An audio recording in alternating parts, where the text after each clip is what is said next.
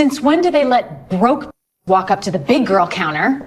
4,200, account ending 7421. Brittany fanned the hundreds under her nose and gagged.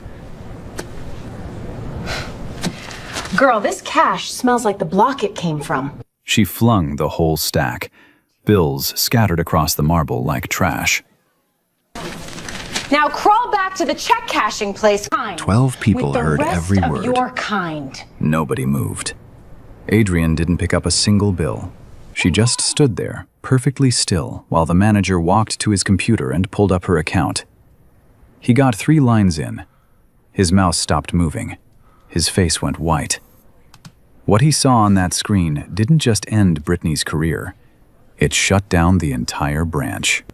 30 minutes earlier, Adrian Whitfield stood in her kitchen counting cash on the island counter. The morning light came through the window and hit a framed photograph on the wall. Janelle Whitfield, 1987. A nurse's uniform and a smile that could warm a whole room. Adrian's mother had worn that smile every single day for 41 years, even on the bad ones. The cash sat in a neat stack, $4,200.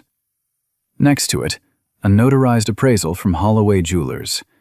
1 wedding set, gold and diamond, seller Adrian L. Whitfield. Next to that, a manila folder with a handwritten label. Janelle Whitfield Memorial Scholarship, deposit memo. These were her mother's wedding rings, turned into money, turned into something that would send a kid to college. That was the plan. Simple, clean. 1 deposit and the scholarship account would be live by Monday. Her phone buzzed on the counter. Senator Vivian Lattimore. Press conference is still Monday at 9. You ready, Madam President? Adrian smiled. Almost. I want 1 more branch visit before the announcement. Unannounced. Jeans and a coat. No cameras, no title. Lattimore paused. Which branch? 0419, Cleveland Heights. A long silence. That branch has been on my list for 2 years, Adrian. Be careful what you find. Adrian opened the kitchen drawer. She pulled out her Meridian Federal Bank Corp executive lanyard. The badge read, President, Consumer Banking. She folded it and tucked it deep into the inside pocket of her navy coat. Then she slipped a small OCC compliance reviewer's badge into her wallet behind her driver's license. She didn't want them to see her title. She wanted them to see her. A black woman with an envelope of cash. Nothing more. She grabbed the manila envelope, locked the front door, and drove. Gospel radio played low. The envelope sat on the passenger seat. At a red light, she touched it once, like a prayer. Branch 0419 looked the same as every branch she had audited in her career. Marble veneer, dusty plastic plants, a faded poster by the entrance that read, Community First, in letters nobody believed anymore. She pushed through the glass door. A security guard near the entrance nodded. His name tag said Wendell Briggs. Retired Army, she guessed from the posture. He looked at her for a second longer than normal. Then his hand moved to a small device on his chest. A body camera. He clicked it on. The red light blinked once. She didn't know why he did that. She would find out later. Inside, the lobby had the usual Friday afternoon energy. A young loan officer named Hannah Riley glanced up from her desk, then back down at her screen. An old white man in a corduroy jacket stood in line with a deposit slip. Earl Jensen, 78 years old. He was holding his phone up, doing a Facebook Live for his grandkids. 14 viewers. Hey, babies, Grandpa's at the bank. Watch me forget my PIN again. Adrian smiled and took her place in line. In front of her, a young black mother with a toddler on her hip stood at window 3. She was trying to deposit $60. The teller behind the glass, a blonde woman with a tight smile and a name placard that read Brittany Voss, was asking for a second form of ID. For $60. The mother sighed, dug through her purse, and handed over her electric bill. Brittany took it with 2 fingers. The mother turned and left without a word. The toddler waved at nobody. Brittany rolled her eyes, loud enough for the whole lobby to hear. "Next!" Adrian stepped forward. Adrian slid the deposit slip across the counter, then the appraisal certificate, then her driver's license, then the envelope of cash. "I'd like to deposit $4,200 into account ending 7421, please." Brittany looked at the license, then at Adrian, then at the cash. Her smile turned into something hard. $4,200. In cash. "Yes, with a notarized appraisal. It's from the sale of jewelry." Brittany tapped her keyboard, stared at the screen, tapped again. She glanced toward the back office, then looked at Adrian the way someone looks at a stain on the carpet. "I'm going to need to ask you some questions. Standard procedure." She said it loud enough for the whole line to hear. "Go ahead." "Where exactly did you get this money?" "I sold my mother's wedding rings. The appraisal is right in front of you." Brittany didn't look at it. "How do I know this appraisal is even real?" "It's notarized. From a licensed jeweler. The address is on the letterhead." "Uh-huh. You got accounts at other banks?" "That's not relevant to this deposit." Brittany leaned forward. "You said this is for a memorial account. Memorial for who exactly?" The way she said it, like the word memorial had quotation marks around it. "My mother. Her name was Janelle." "Right, Janelle." Brittany picked up the appraisal slip with 2 fingers. She looked at it the way you look at a flyer someone hands you on the street. Then she set it down and turned to the teller at the next window. She didn't whisper. She didn't even try.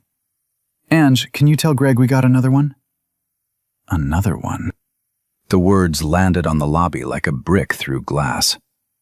The old man with the phone, Earl Jensen, raised it 1 inch higher. His viewer count ticked from 14 to 23. Wendell, the security guard, shifted his weight.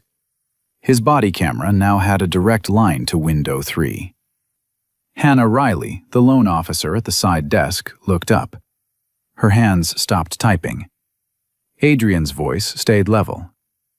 "Excuse me, another one?" Brittany ignored her. She slapped the cash into the counting tray, then picked up the whole stack and fanned it out over the counter like she was dealing cards onto a dirty table. Bills slipped off the edge. One floated to the floor. "Oops." Adrian did not move. She did not bend down. In the back office, a door opened. Greg Halloran walked out. 51 years old, polo shirt tight across his gut, a smile that looked like it had been practiced in a bathroom mirror. "Ma'am, how about we step into my office? Just a few compliance questions. I'd prefer to stay right here, at the counter, in front of everyone." Greg's smile flickered. He looked at the cash on the floor. He looked at Brittany. He looked at the 12 people watching from the line. "Have it your way." He turned and walked back to his desk, pulled up her account, and his face changed. Greg disappeared into his office. The door stayed half open. Brittany didn't notice. She was too busy enjoying herself. She looked at Adrian the way a cat looks at something it has already decided to kill. "You know what? I changed my mind. I'm not processing this." Adrian's hands stayed flat on the counter. "I'd like to speak with your manager." "He's busy, and I'm telling you right now, this transaction is not going through. Not today, not at my window." "On what grounds?" Brittany leaned in, close enough that Adrian could smell the vanilla body spray. "On the grounds that I have a feeling, and my feeling says this cash didn't come from selling jewelry. My feeling says somebody like you doesn't have $4,000 unless something shady is going on." She shoved the envelope across the counter, hard. It hit Adrian's hand, and the bills inside spilled out. Hundreds slid across the marble and off the edge. One landed face up on the floor between them. The lobby stopped breathing. Earl Jensen's phone was steady now. No more joking with his grandkids. His viewer count climbed. 41. then 112, then 318. "Y'all seeing this?" he whispered. "Y'all seeing this right now?" Wendell stepped closer to window 3. He didn't touch anything, didn't say a word, just stood where his body camera could catch everything. Hannah Riley rose halfway out of her chair, sat back down. Then she did something nobody saw. She opened her email, selected the last 3 months of internal incident reports from window 3, and forwarded every single one to her personal Gmail. Brittany wasn't done. Greg still hadn't come back. She thought she still had cover. "Let me break this down for you, since you seem confused. You don't just walk in here with a wad of cash and a sad story about your dead mama and expect us to just take it." A woman in line covered her mouth. The toddler's mother pulled her child closer. "We have rules. We have anti-money laundering protocols. This isn't the corner store, sweetheart. You can't just show up looking like that with an envelope full of cash and think nobody's going to ask questions." "Looking like what?" Adrian's voice was quiet, dangerously quiet. Brittany smiled. "You know exactly what I mean." The lobby knew too. Every single person in that line knew exactly what she meant. Adrian looked at the bills on the floor. She bent down, slowly. She picked up one $100 bill, smoothed it with her fingers, set it on the counter. Then another, and another.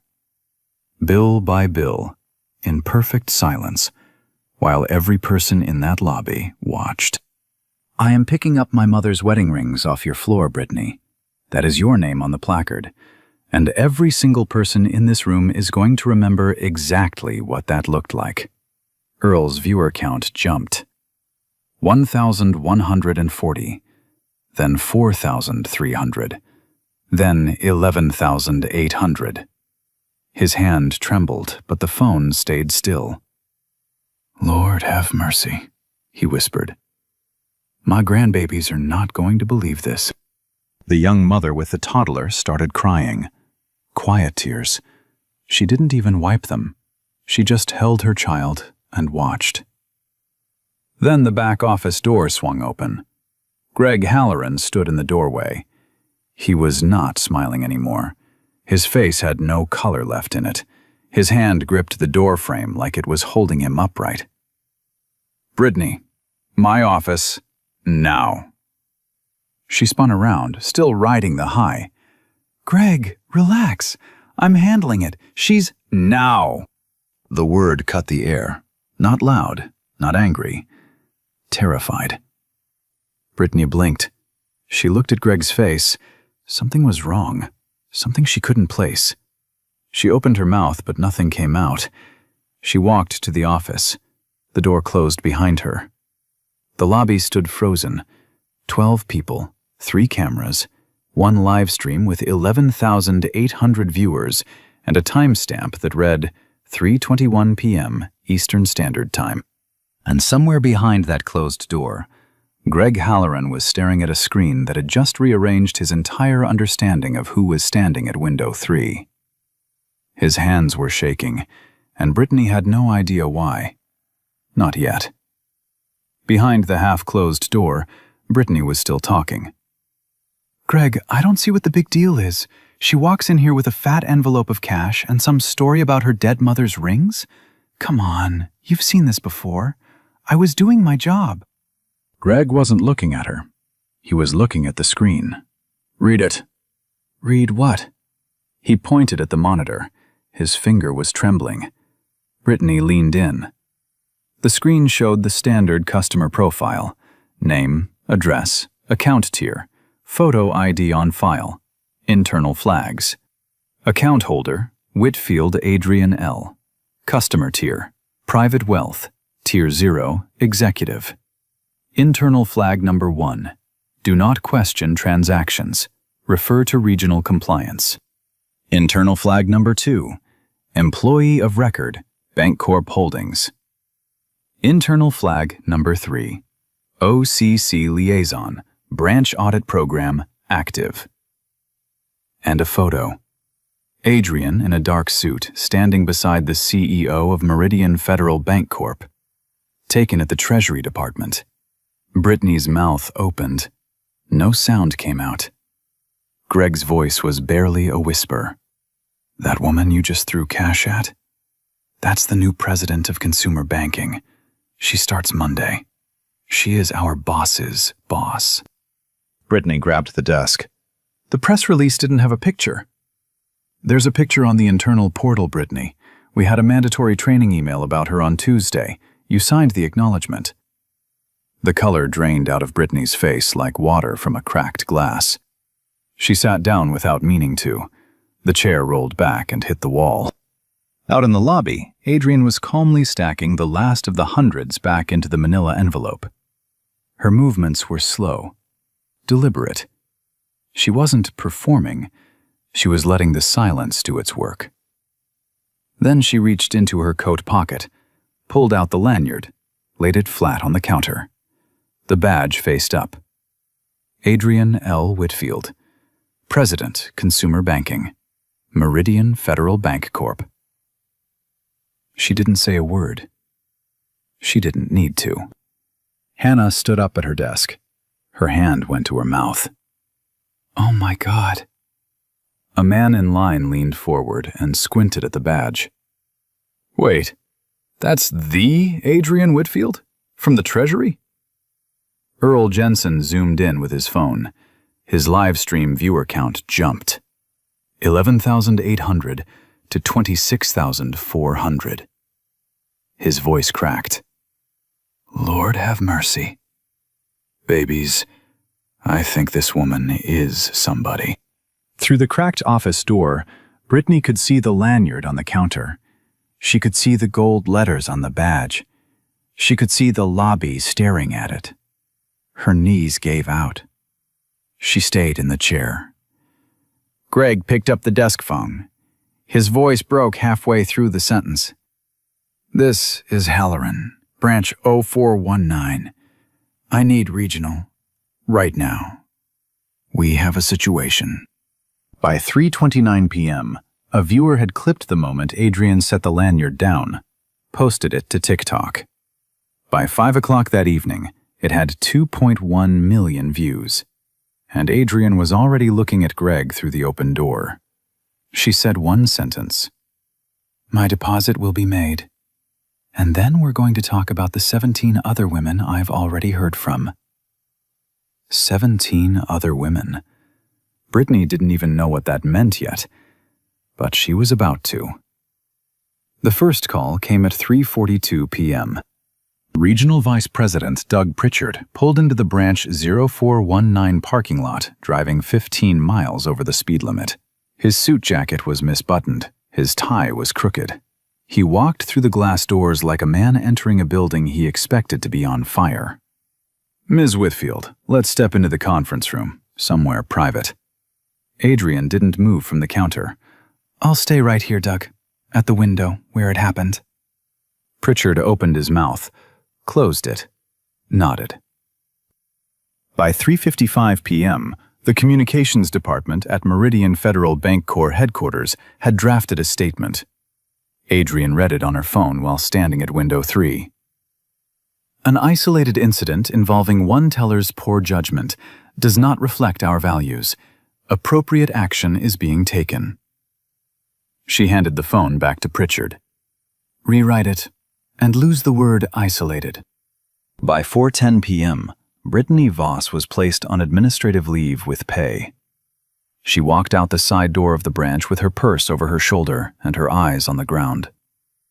The local NBC affiliate was already set up in the parking lot. She didn't stop. By 4:30 p.m., Greg Halloran stood in front of a camera on the sidewalk outside his own branch. His eyes were red. His hands were in his pockets. Brittany made a mistake. A serious mistake. We've addressed it. Meridian Federal does not tolerate this kind of behavior. A reporter stepped forward. Mr. Halloran, did you know Ms. Whitfield was black before you pulled up her account? Greg blinked. His mouth moved, but nothing came out. The cameraman held the shot for 6 full seconds. That clip went viral on its own. Greg Halloran, blinking. 6 seconds of silence that said more than any press release ever could. By 7 p.m., the hashtag "Whose else was it happening to" was trending nationally. But the spin had already started. A right-leaning podcast host jumped in first. Let's slow down here. $4,200 in cash is a red flag under AML rules. The teller was aggressive, sure, but was she wrong to question it? A finance influencer on YouTube followed. Look, the protocol is the protocol. Just because she turned out to be an executive doesn't mean the teller didn't have a right to ask. Then came the political angle. This is a DEI stunt. A politically connected executive engineers a confrontation to push an agenda. Adrienne sat in her car in the bank parking lot at 6 p.m., engine off, windows up. She hadn't eaten since breakfast. She called Senator Lattimore. "They're making it about the protocol, Viv." "Then make it about who the protocol gets used on. Pull the data. Show them the pattern." At 6:30 p.m., Earl Jensen went live again from his kitchen. He was holding a framed photo of his late wife. "I was raised in Mississippi. I know what I saw today. That young lady behind the counter wasn't following protocol. She was doing something else. And every black person watching this right now knows exactly what I'm talking about." 4.7 million views by midnight. At 7 p.m., Wendell Briggs posted a single audio clip from his body camera to a community Facebook group. Brittany's voice, clear as glass. "Can you tell Greg we got another one?" Another one. Within an hour, the comments started pouring in.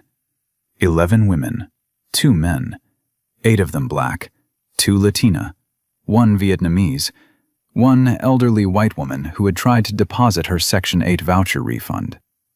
All of them had stories about Window 3. All of them had been told they were a problem. All of them had walked away in silence.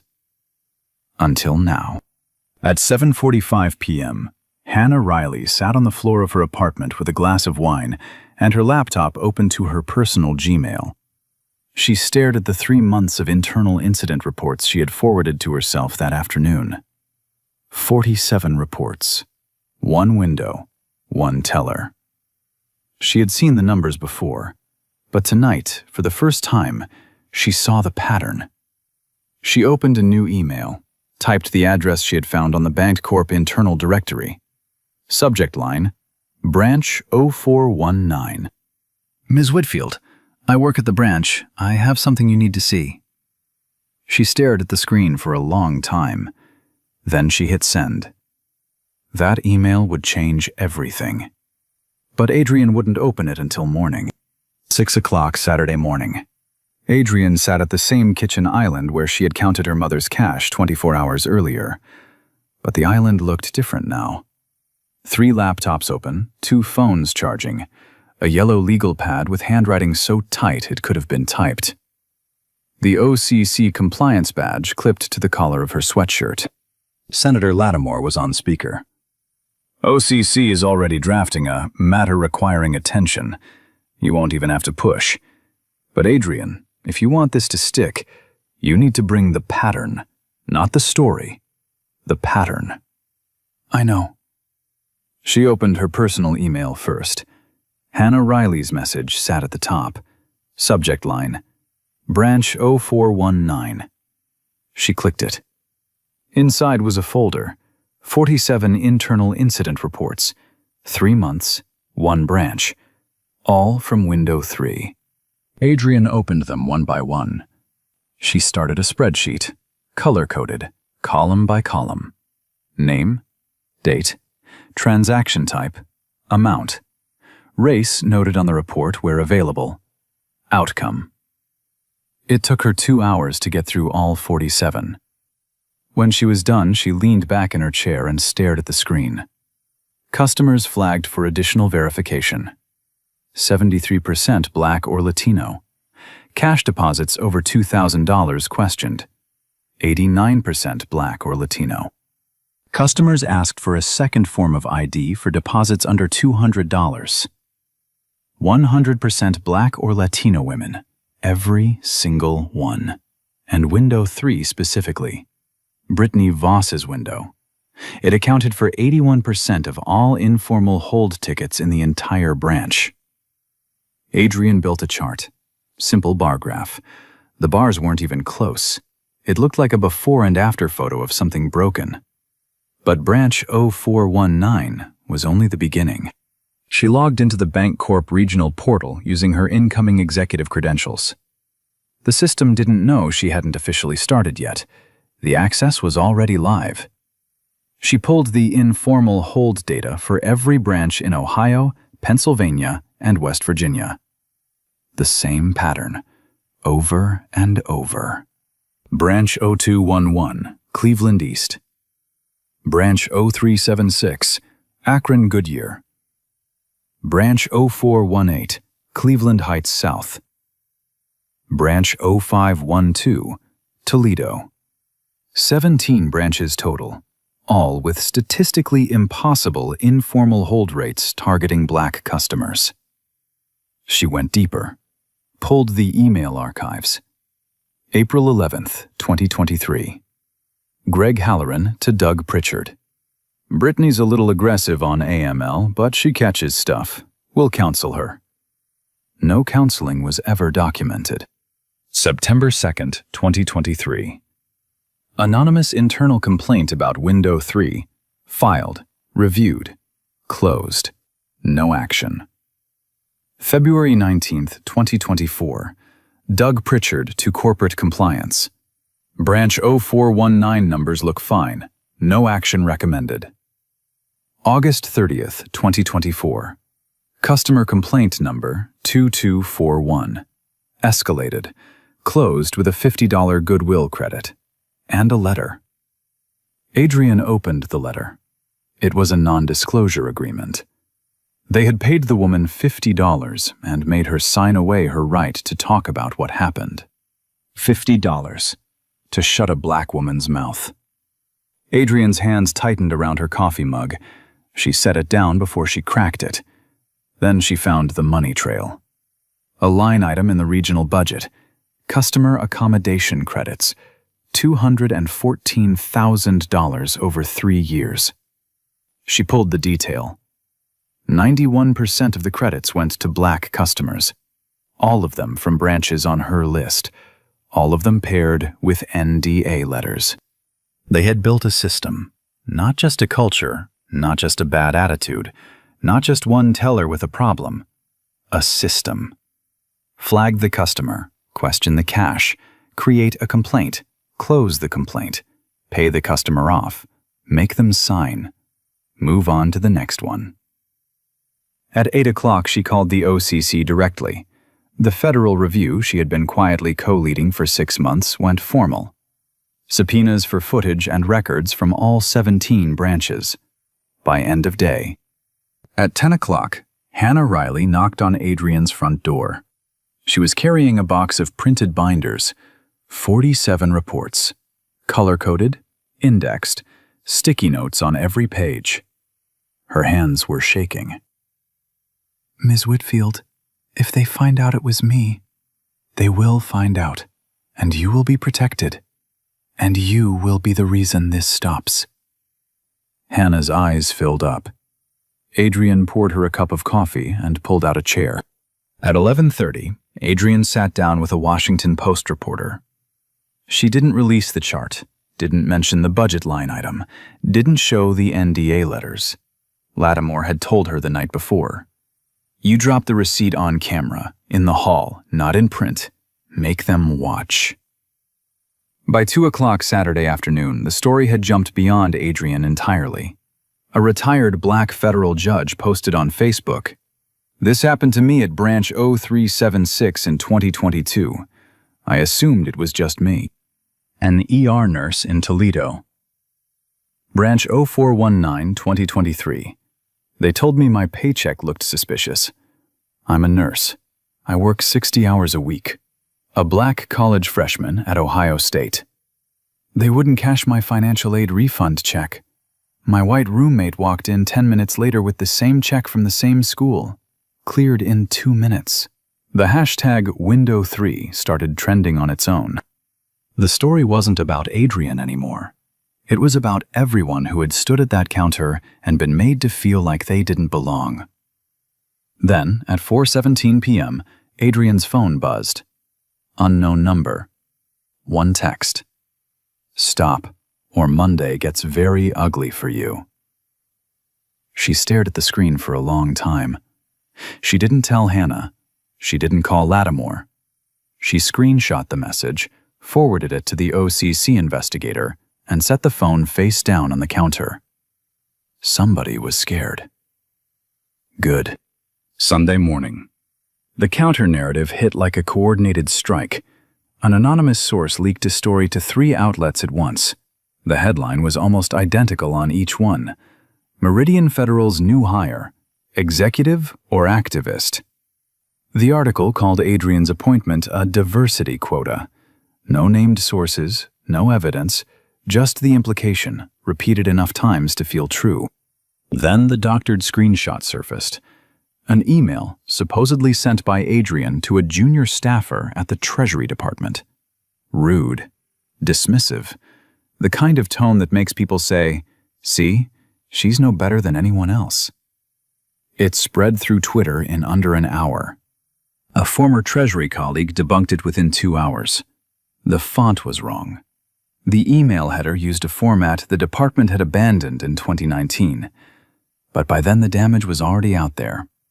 Corrections never travel as fast as lies. At noon, Greg Halloran's wife posted a video on Facebook. She was sitting at her kitchen table, eyes swollen, voice breaking. "My husband is a good man. He has given 22 years to this bank, 22 years. And now one woman walks in with a camera crew and a chip on her shoulder, and they want to destroy our family." No camera crew, no chip, but 800,000 people watched the video, and the sympathy started to shift. Brittany's mother went on the local evening news. "My daughter was following the rules. She was trained to ask questions when someone brings in that much cash. She's being scapegoated because the woman turned out to be somebody important. What about all the times when it's nobody important? Nobody cares then." The comments section split in half. One side screaming justice, the other side screaming witch hunt. At 3 p.m., Hannah called Adrian. Her voice was thin and tight. "Someone keyed my car. In my apartment parking lot. There was a note under the wiper. It said snitch." Adrian closed her eyes. "Did you take a photo?" "Yes." "Send it to me. Then send it to the OCC investigator. Don't touch the note. We'll need it." At 5 p.m., Adrian's phone rang. A Bank Corp board member named Howard Jeffries. His voice was smooth and careful, the way people sound when they're about to ask you to lose quietly. "Adrian, listen. Nobody is questioning what happened. But maybe we soften the approach. Maybe the press conference becomes a private meeting. The optics right now." "The optics, Howard, are the 17 branches, not the woman in the navy coat." She hung up. At 6 p.m., the Janelle Whitfield Memorial Scholarship website went dark. Denial of service attack. The Monday press conference registration page vanished with it. Adrian sat at her desk, staring at the blank screen where her mother's name used to be. She called her IT contact and asked them to restore it. Then she shut the laptop. At 11:47 p.m., she was sitting in her car in the parking garage of her office building. Engine off, lights off. The manila envelope on the passenger seat. She opened it and pulled out the appraisal slip. Holloway Jewelers. 1 wedding set. Gold and diamond. She closed her eyes, and her mother was there. 8-year-old Adrian on her lap at the kitchen table, a pile of coins between them. Janelle's voice, patient and warm. "You counted twice, baby. Always. Once for them, once for you." Adrian pressed her forehead to the steering wheel. One tear rolled down. She didn't wipe it. Her phone rang. Lattimore. Adrian, tomorrow you walk in as a president, not a victim. Don't carry this alone. They're trying to turn my mother into a prop, Viv. Then make her the witness. Walk in with her name on your lips. Adrian drove home. At 2 a.m., she sat at the kitchen island with one lamp on and rewrote the entire press conference speech from scratch. The new opening line read, "My name is Adrian Whitfield. I am the daughter of Janelle Whitfield, a black woman who counted her cash twice every Friday for 41 years. She read it out loud to the empty room, then again, then once more to the photograph on the wall. It was enough. Monday, 6 a.m. The doorbell rang. Adrian hadn't slept more than 2 hours. She was standing in the kitchen in sweatpants and her mother's old cardigan, coffee in hand, when the bell cut through the silence. She opened the door. Wendell Briggs stood on her front porch, full security guard uniform, body camera clipped to his chest, a small black USB drive in his outstretched hand. "Ma'am, I've been waiting 6 months to give this to somebody who could do something with it." She looked at the drive, then at him. "What's on it?" "Everything." They sat at the kitchen island. Adrian plugged the drive into her laptop. 6 months of body camera footage, audio files, time-stamped, dated, indexed by hand in a simple text document Wendell had typed himself. She clicked the first file. Brittany's voice, clear as daylight. "Can you tell Greg we got another one?" That was Friday, Adrian's day, but it wasn't the only one. She clicked the next file. Same phrase, different day, different customer. Another one. She clicked again, and again, and again. 11 times across 6 months, 11 different black customers, the same 2 words every time. Then she found the file labeled March 14th. Greg Halloran's voice, recorded through the thin wall of his office while Wendell stood outside the door. "Look, if she's bringing in cash and we're not sure, we make her sure. That's how we keep the branch clean. Make her sure." Adrian played it twice to make sure she heard it right. There was more. A clip from April. Greg telling a young black father that his child support payment looked suspicious. The father asked what that meant. Greg said, "It means I need you to explain yourself before I process this." The father left without depositing. A clip from May. Brittany and another teller laughing after a black customer walked out. "Did you see her face? She really thought she was going to deposit that." Adrian closed the laptop. She put her hand over her mouth and sat there for a long time. "Wendell, why didn't you report this?" Wendell looked at the floor, then at her. His eyes were steady, but tired. "Ms. Whitfield, I'm a 64-year-old black security guard. I make $16 an hour. Who exactly was going to believe me? I've been recording for 6 months because I knew no one would listen to me. I was waiting for somebody they couldn't ignore." The kitchen went quiet. Just the hum of the refrigerator and the sound of 2 people understanding each other completely. Adrian stood up. She hugged him. He didn't expect it. His arms stayed at his sides for a second before he hugged her back. "Today, Mr. Briggs, you are believed." At 7 o'clock, Hannah arrived with 2 printed binders under her arm. 47 reports, color-coded, indexed, every page flagged with a sticky note. She had been up all night organizing them. At 7:30, the OCC investigator, Felicia Marston, knocked on the door. She carried 2 federal subpoenas and a sealed brown envelope. She sat down at the kitchen island, opened the envelope, and spread a printout across the counter. "Adrian, we pulled the regional data last night. Your 17 branches? It's not 17. It's 23. 3 more surfaced in West Virginia overnight." 23 branches. 7 years of records, and every single one running the same pattern. At 8 o'clock, the allies started arriving from places Adrian hadn't expected. The Cleveland NAACP released a statement offering legal representation to every victim who came forward, free of charge, no conditions. 7 black female bank executives at competing institutions published a joint op-ed in the Wall Street Journal. This is not one bank. This is not one teller. This is an industry-wide pattern of suspicion directed at black customers. We are demanding a federal audit of informal hold practices at every FDIC-insured bank in the country. The retired black federal judge from Ohio, who had posted on Facebook 2 days earlier, called Adrian directly. "I'll testify, on camera, under oath, wherever you need me."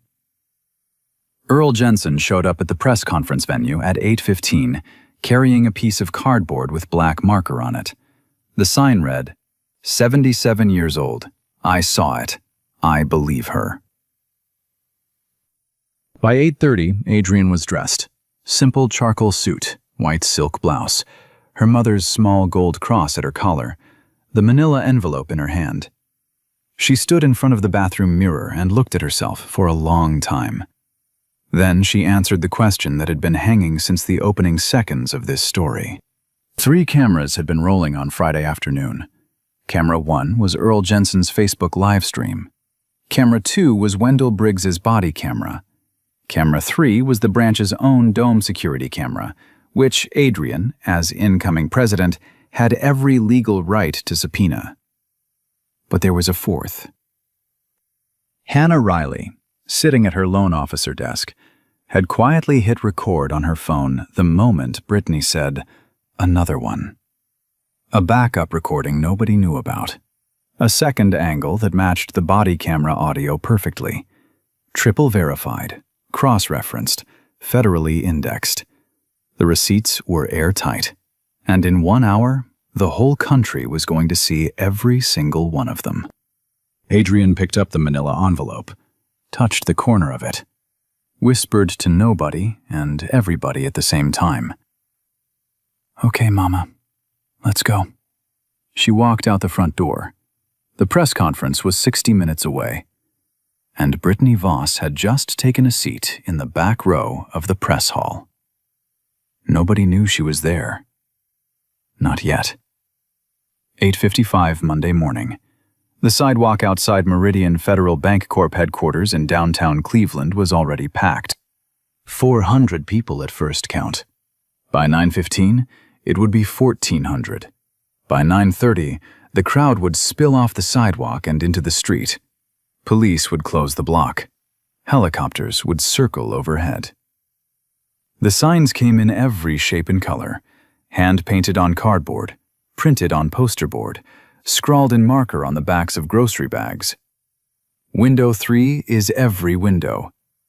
Believe black money. My mother's cash is not suspicious. I am Adrian Whitfield. One sign, held by a teenage girl in a Howard University sweatshirt, read simply, "Count it twice." That phrase had leaked late Sunday night. A friendly journalist had caught the line from Adrian's rewritten speech. It had spread through group chats and comment sections like fire through dry grass. By Monday morning, it was everywhere. The hashtag "Count It Twice" became the umbrella. Underneath it, 26 women from across the country posted their own stories. Not just Meridian Federal, Chase, Wells Fargo, regional credit unions. A black dentist in Atlanta who was asked to prove her income before depositing her own paycheck. A Latina teacher in Phoenix whose cashier's check was held for 11 days. A retired black postal worker in Baltimore who was told her pension deposit didn't look right.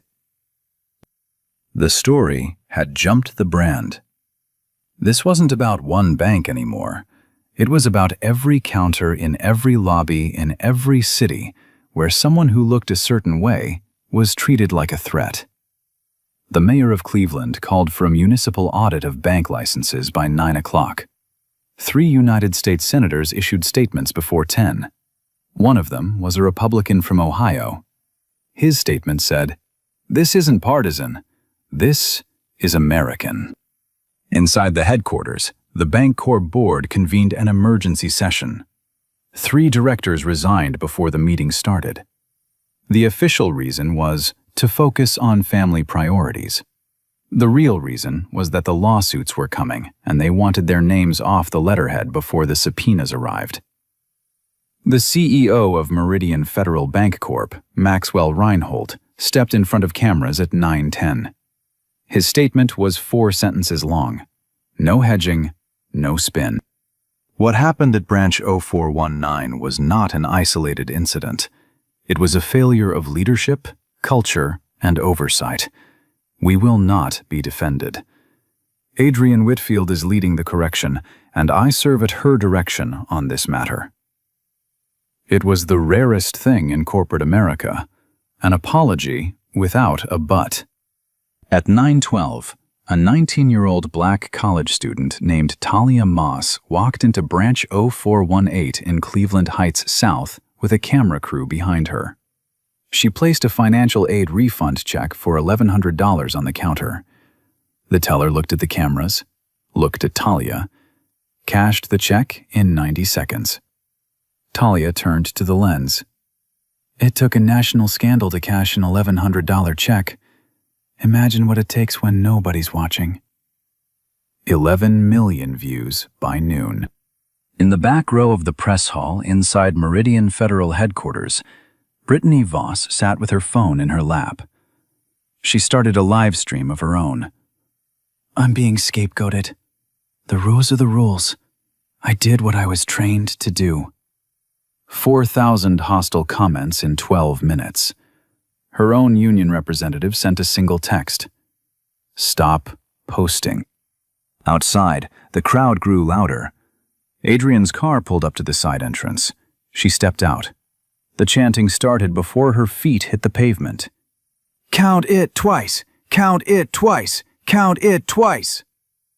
Adrienne paused at the door, looked at the faces in the crowd, touched the manila envelope against her chest, whispered to the morning air, "Mama, you wanted to be counted. They're counting." Then she walked inside. 9:30 Monday morning. The press conference hall on the 4th floor of Meridian Federal Bancorp headquarters. Standing room only. 10 cameras lined the back wall. CNN, MSNBC, Fox, NBC, local affiliates shoulder to shoulder. Print reporters packed the side aisles with notebooks and recorders.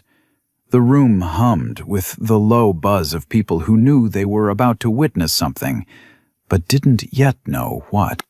Adrienne walked to the podium.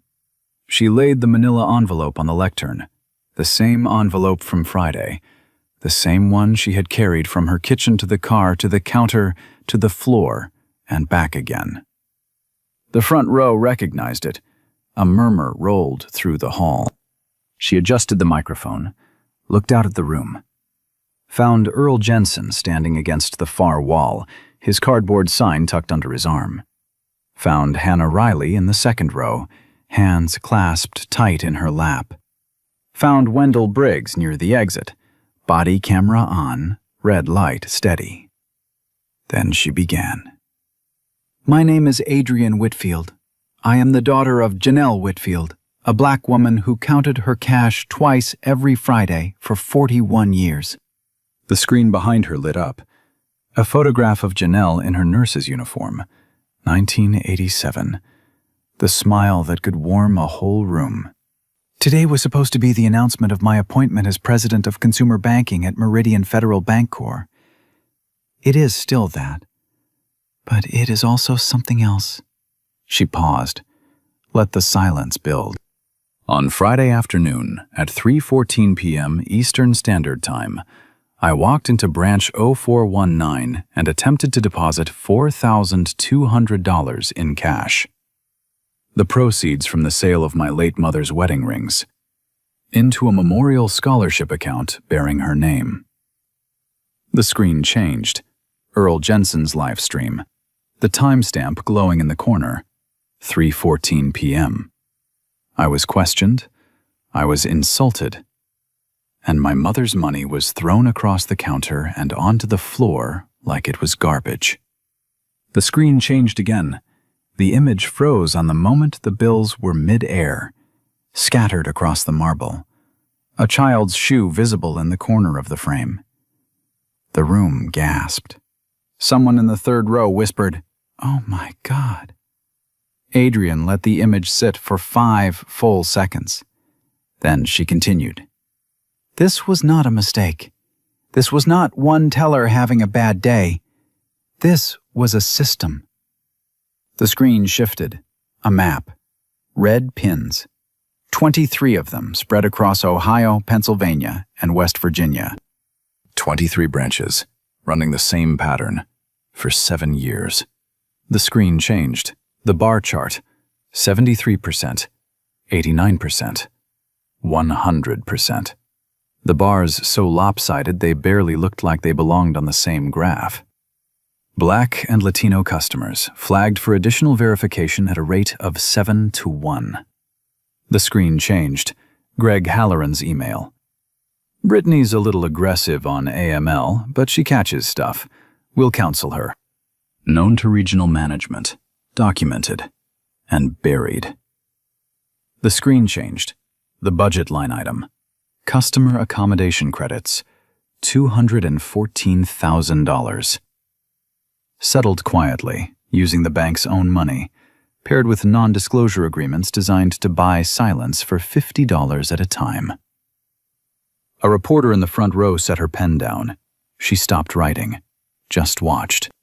And it was all captured. On 6 months of body camera footage recorded by a man named Wendell Briggs, who is here today. Wendell straightened up against the wall. The room turned. Then the applause started. It lasted 90 seconds. Wendell didn't move. He just nodded once. Adrian lifted a single sheet of paper from the lectern. This is a federal subpoena, signed this morning by the Office of the Comptroller of the Currency. 23 branches, 7 years of records. Every employee who ever processed an informal hold. The screen showed the seal, the signature, the date. Today's date. A reporter raised her hand. Ms. Whitfield, what about the teller, Brittany Voss? Is she here? Adrian looked past the cameras, past the reporters, to the back row. Ms. Voss, would you like to address the room? Every head turned. Every camera swung. Brittany sat in the last row. Her face was white. Her hands gripped the edges of her chair. Her mouth opened. Nothing came out. 9 seconds. National television. Complete silence. 9 seconds that said everything her words never could. Adrian spoke again, gentle now, almost quiet. This is not about one teller. This is about a system that trained her, protected her, and paid to keep its victims quiet. That system ends today. She announced the remedies one by one. 23 branches under federally supervised audit. Every customer subjected to an informal hold in the past 7 years would receive a written apology and a $1,000 reparative deposit. Total cost, $11.4 million. Wendell Briggs would be promoted to Director of Branch Compliance Field Operations. Hannah Riley would lead a newly created Internal Whistleblower Protection Office. And the last one. The Janelle Whitfield Memorial Scholarship will be funded with $4.2 million from Meridian Federal Bancorp, 1,000 times the deposit my mother's rings were worth. The first scholarship will be awarded this fall. She picked up the manila envelope from the lectern, held it up so the room could see it. And this deposit, $4,200, account ending 7421, has been made. In full. As of this morning. She looked at the photograph of her mother on the screen behind her. Thank you, Mama. The hall went silent for 3 seconds. Then the applause hit like a wave. It didn't stop for 4 minutes. Outside, the chant rose through the windows and into the room. Count it twice! Count it twice! Count it twice! 2 weeks later, the world had moved on to the next headline. But the consequences hadn't. Brittany Voss was terminated. Her banking license was placed under formal review by the state of Ohio. A class action lawsuit naming her individually was filed on behalf of 31 former customers of Window 3. Greg Halloran accepted forced retirement. His golden parachute, 18 months of severance, was clawed back by a unanimous board vote. He didn't fight it. His lawyer told him it was the best deal he was going to get. Doug Pritchard resigned the day after the press conference. No statement, no interview. Just a letter and an empty office by noon. 3 corporate officers were placed under SEC investigation for the misuse of the $214,000 customer accommodation fund. 2 of them had signed the NDA letters personally. 4 of the 23 branches were closed pending full restructuring. The remaining 19 operated under federal oversight, with OCC monitors on site every day. The $11.4 million reparative deposit went out in batches. The first envelope arrived at the apartment of the young black mother with the toddler, the one who had been asked for 2 forms of ID to deposit $60. She opened it on her own live stream. Her hands shook. Her son reached for the paper. She held it up so the camera could see the number. Then she pressed it to her chest and cried. 2 weeks later, Adrian's kitchen. Morning light, cinnamon coffee, her mother's photograph on the wall. On the counter beside it, a printed letter. The first recipient of the Janelle Whitfield Memorial Scholarship, a black 18-year-old freshman at Spelman College named Imani Carter. The same girl who had been refused a financial aid refund cash out the year before at a branch in Georgia. Adrian read the acceptance letter, smiled, tucked it into the manila envelope, and set it on the windowsill where the sun could reach it. Her phone buzzed. Senator Lattimore. A text. Senate Banking Subcommittee hearing scheduled for the 12th. They want you to testify. Adrian looked at her mother's photograph. One more, Mama. One more. She set the phone down, picked up her coffee, took a long, slow sip. Then her laptop chimed. A new email. No subject line. Unknown sender. She opened it. One attachment. A redacted internal document. Not from Meridian Federal. From a different bank entirely. One she recognized. One that was 3 times the size. The body of the email was one sentence. They're doing it too. And it's worse. Adrian stared at the screen, set her coffee down, and opened the file. The screen faded to black. Title card. Part 2. Coming soon. If you have ever been treated like a problem at a place where your money was already keeping the lights on, comment Window 3 below. Like this video, subscribe, turn on notifications, because Part 2 is the bank that thought nobody would ever find out. Share this with someone who needs to know they were not crazy, and tell them what Janelle taught her daughter. Count it twice. Once for them, once for you. So Brittany threw that money like trash, but what she didn't know was that every bill she thought was about to bury her career, that branch, and the system that had been hiding for 7 years. But here are the real questions this story leaves behind. Why did it take a president walking in for anyone to care? When the story for 6 months, Hannah had 47 reports on her screen. 11 women walked out of that branch in silence, and nobody moved. Not until the person at the counter turned out to be somebody they couldn't ignore. Adrian mother the nails taught her one thing: count it twice, once for them, once for you. That's what never about money. That's what about knowing your worth when the world is telling you you don't have any. So I need you to stick with this for a second. If Adrian didn't have that badge in your pocket, does this story even exist? Does anyone believe her? And how many people right now are standing at their own window free, with no badge, no title, no camera rolling, and just walking away? Tell me in the comments, have you ever had a moment where your presence was treated like a problem? Like this video, share it with someone who needs it, and subscribe, because part 2, bigger bang, deeper cover up. Adrian just getting started. Carry twice, once for them, once for you.